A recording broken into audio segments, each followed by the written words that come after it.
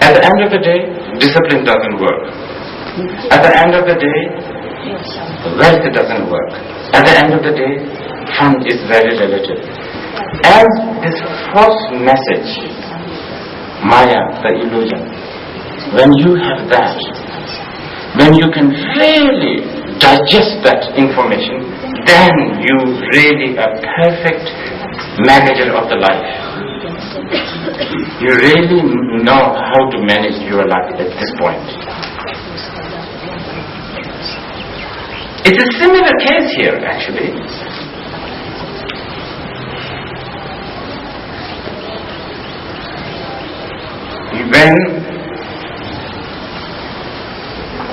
If you take refuge to the Buddha, Dharma and Sangha for long life, for wealth, for success, for right match, all kinds of things, for Barcelona team to win, all kinds of ridiculous things also. It doesn't matter, whatever. Pick one. Okay, you pray to the Buddha, Dharma and Sangha to live long. And now look at our mind. What do we mean by live long? If there is a choice, we want to live forever, remember? We want to live forever.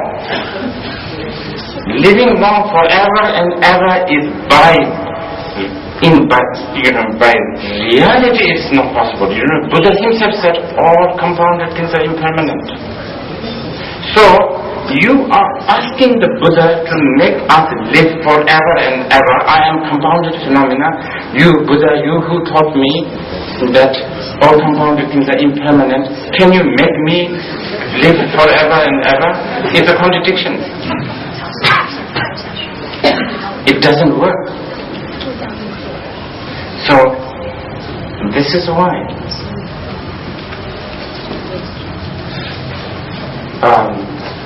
taking refuge, it doesn't matter. Anything to do with the Dharma practice.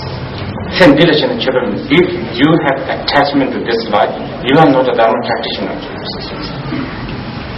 If you don't know the Maya, you are not a good strategician. You are not a good life manager. You are a blind optimist who shall soon fall in the misery of, disappointment and all of that. So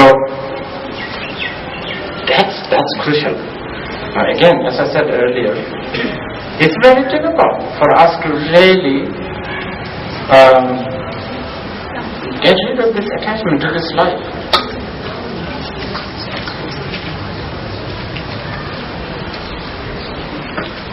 And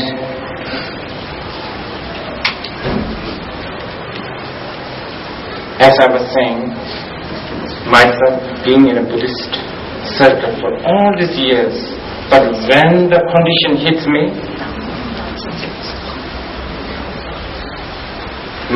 even my Dhamma practice is tainted with love for this life. If only I can live one day longer, kind of thing.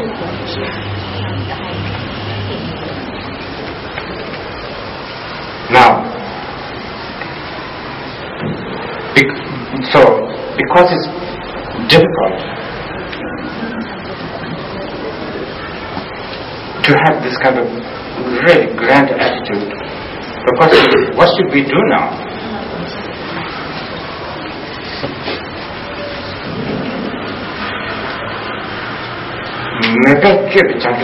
We call it meba means actually motivational, intention. We are a Dhamma practitioner of intention, actually. That's all we can do, the beginners like us. And that's really important, actually. But because we are a practitioner of a motivation, This is a classic Mahayana instructions.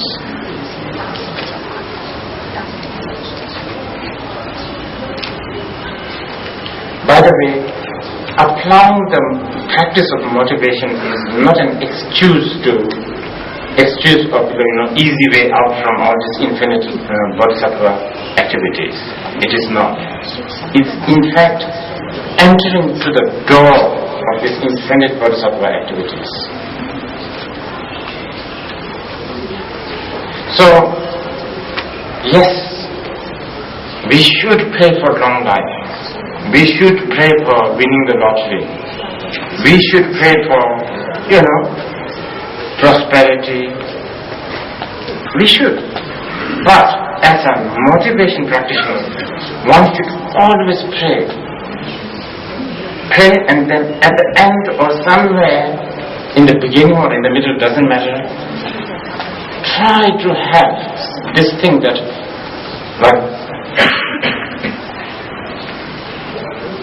okay, I'll let out one secret. I'm sure some of you know this, some of you football fans.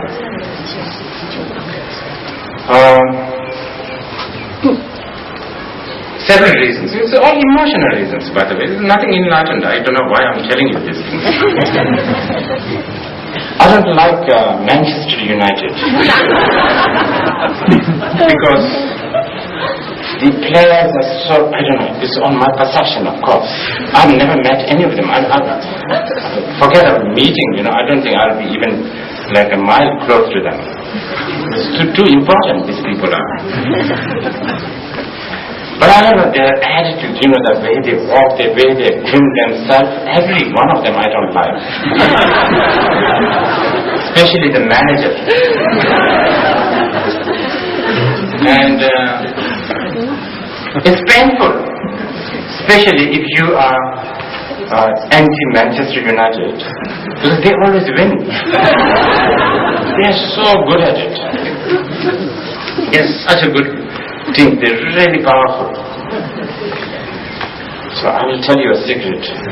This time during the Champions League, I found myself praying. I find myself praying. Barcelona must win. Actually, I like Barcelona very much. I don't know everything about them, the team. Yeah, of course, it's my perception. So what is my excuse? Please, all the Dhammapalas, whoever, let Barcelona win, because if Barcelona wins, it will make my mind ease, and then when my mind is easy or calm, then I will practice the Dharma. Because if Manchester United win, I think I'll be depressed for like few weeks. So this is kind of example I'm giving you.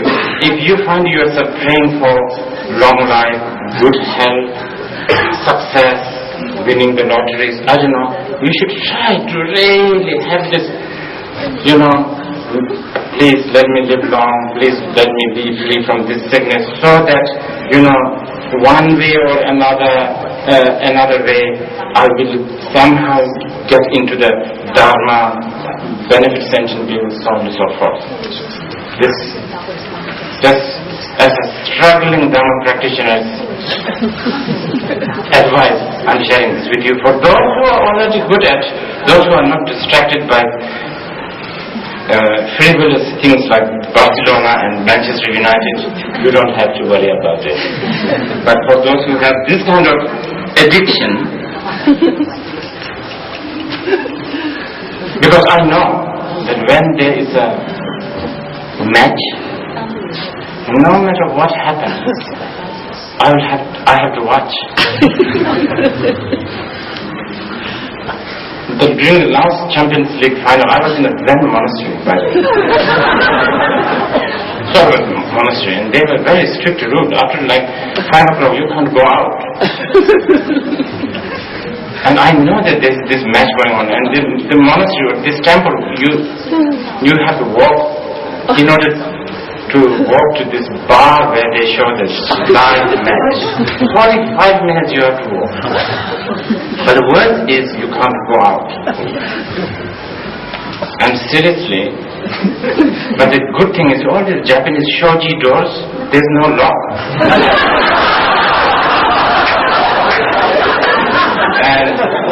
And the match in Japan, it was happening like 3 in the morning. So everybody was getting so I and I have to confess, this Zen stone garden, many of them I've had to step on. There's no other way.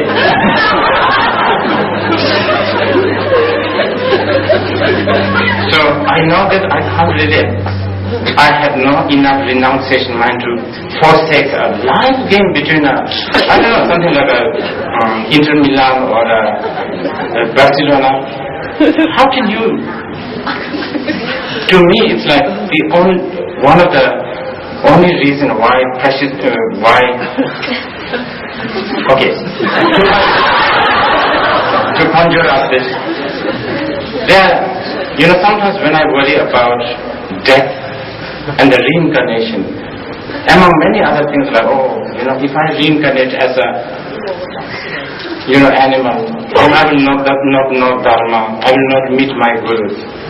And I have to say, among one of them is, if I reborn as someone who would not know what is football, that's kind of quite a depressing thing. So you see, so for those who have that kind of attachment, we as a, aspiration, actually there is, I'm not making this up, it's in the text,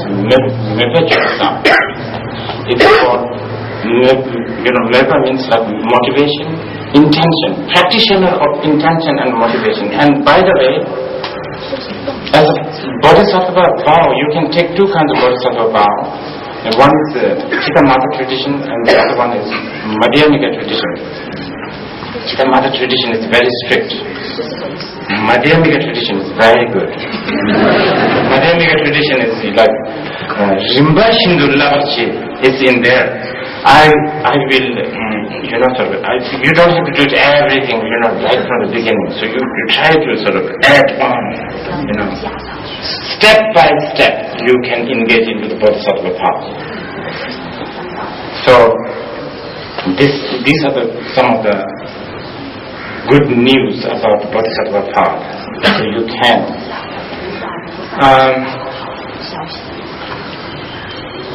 So for people like us who are doing the motivation practice, yes, it's really important to have your practice of refuge almost theistic and almost religious-like. Even though I told you yesterday, I think I made a mistake by saying the real Buddha is the Buddha Dharmakaya. I think it's more, well, even though there's many debates, maybe I should say Sambhogakaya.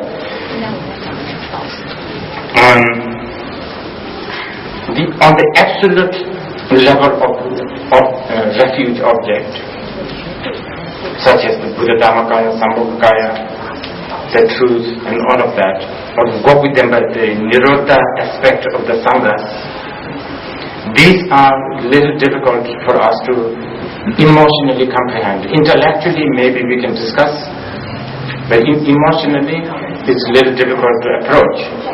So for us, practitioner of motivation,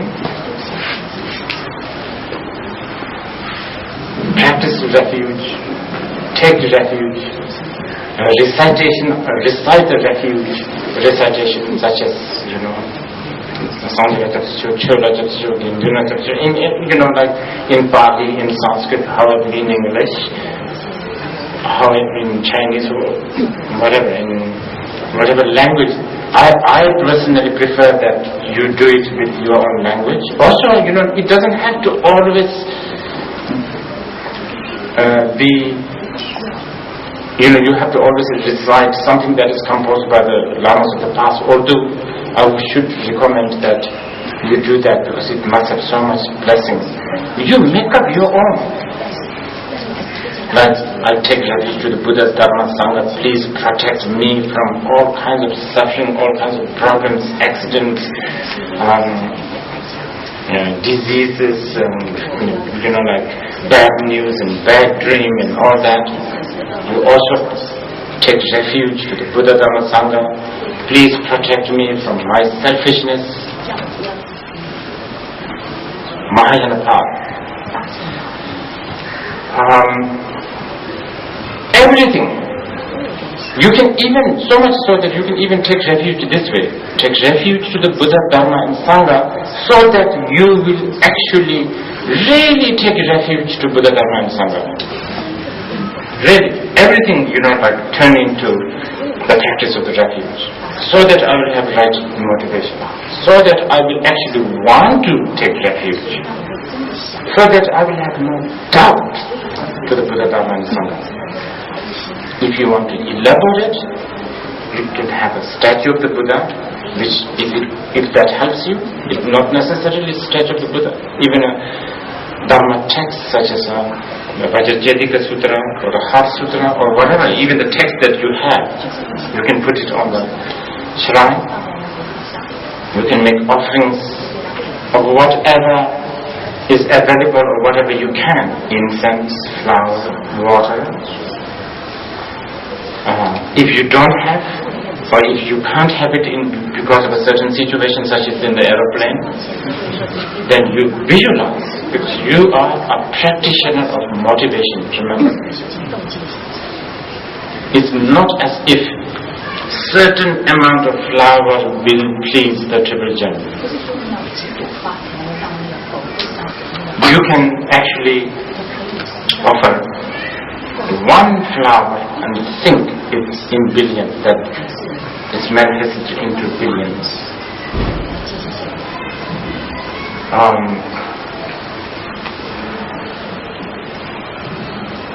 You can,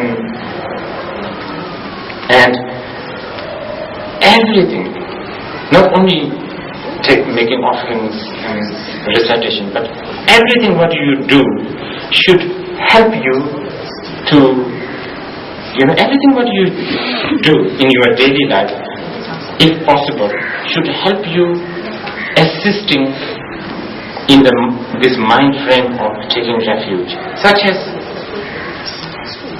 if you see a Dharma text lying on the floor, definitely not stepping over it, putting on a higher place or not better place. Really, it has got nothing to do with the Dharma text wishes to be in a better place.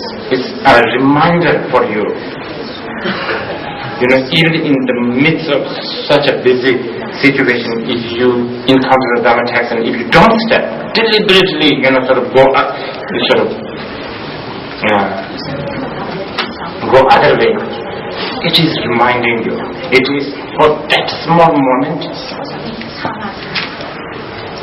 so much merit, because in that small moment the discipline is working.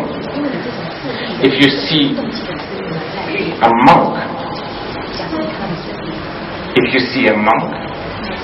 and of course when we say we see a monk, we are talking about the picture or the form of the monk. So such as robes, yellow, red, whatever.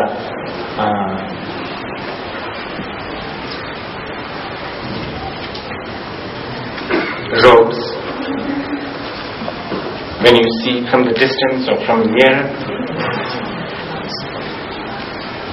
generating and offering the respect, and really rejoice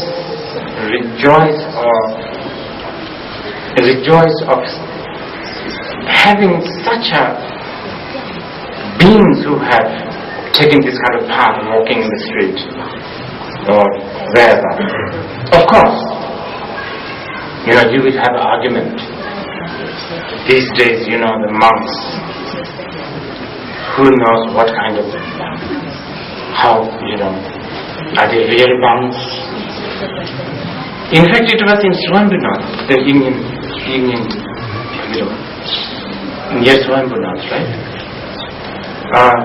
Vasubandhu saw monks robed as a monk, but he had a small baby. Correct me. And he was plowing field, a paddy field, and he got so sad, and that's where he dissolved his life. And today you still see his stupa near Swambhunath, somewhere near there. So, of course, there's that kind of situation, but according to the many Bodhisattva Mahayana texts, Buddha Shakyamuni said, only an enlightened being like Shakyamuni Buddha can judge who is good and who is not good. No one. We don't know. Who is Bodhisattva? Who is not Bodhisattva? We never know. And at the least, the robe, the banner of the Dharma, is a reminder for you. It is a reminder to invoke inspiration, devotion. So creating that kind of joy is so important. And creating statues. In other words, not only if you know how to create one by yourself, that's fine also. But maybe actually buying one, commissioning somebody to create one. These are all on the outer level. In the inner level, which is much more important, creating the Buddha, you don't necessarily go to the shop and buy a bronze statue of the Buddha. But you really think that, visualize him in front of you.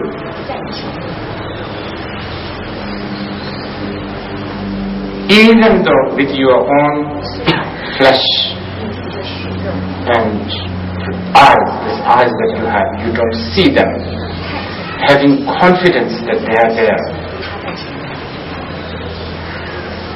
Even though you don't see them. Generating that kind of mind stream of really trusting that the Buddhas and Bodhisattvas are in front of you.